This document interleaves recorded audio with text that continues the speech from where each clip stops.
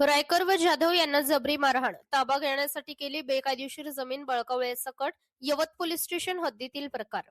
यवत police station हद्दीत जमिनीच्या वादातून रायकर व जाधव कुटुंबियांना जबरी मारहाण करून संबंधित व्यक्ती मनुष्यबळावर रायकर व जाधव या कुटुंबियांची जमीन लाटण्याचा प्रयत्न करत आहे. संबंधित हे कायदेशीर ताबा घेणाऱ्यावर कारवाई करून आम्हाला न्याय द्या अशी मागणी एसपी साहेबांना तक्रारी अर्ज देऊन कुटुंबियांनी केली आहे. सुभाष रायकर राहणार इंदिरानगर यवत व कृष्णा बाबू जाधव यांना संबंधित जागा बळकावणाऱ्या व्यक्तीकडून जीवास धोका असल्याचे त्यांनी यावेळी सांगितले.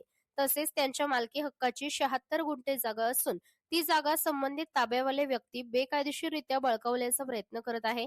त्यासाठी त्या व्यक्तीने 20 बाउन्सर महिला व पुरुषांमध्ये त्यांच्या जागेवर जाऊन रायकर व जाधव कुटुंबियांच्या घरात घुसून दमदाटी करून मारहाण केली असल्याची धक्कादायक घटना यवत पोलीस स्टेशन हद्दीत घडलेली आहे. तसेच सुभाष रायकर व कृष्ण जाधव यांना जीवे मारण्याची धमकी देण्यात आली. जातीवाचक शिवीगाळ करून अपमानास्पद वागणूक त्यांना दिली गेली व त्यांच्या महिलांना मारहाण करून शिवीगाळ करण्यात आली, असे यावेळी त्यांनी माध्यमांना सांगितले आहे.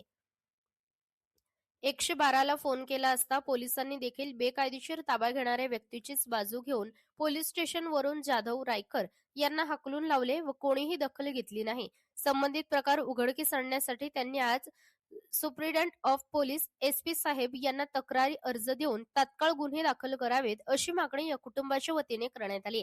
एसपी साहेब यांनी देखील संपूर्ण प्रकार ऐकताच यवत पोलीस स्टेशन पोलीस निरीक्षक यांना तात्काळ गुन्हा दाखल करा असे आदेश देण्यात आले.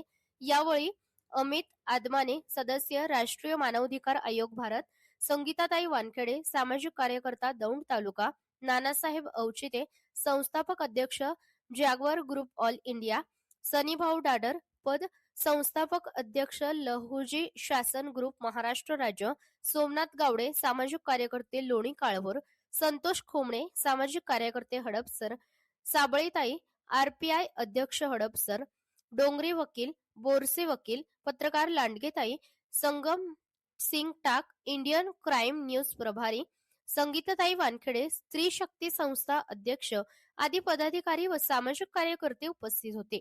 महाराष्ट्र लोक न्यूज साठी मुख्य संपादक गजानन पाटील देठे.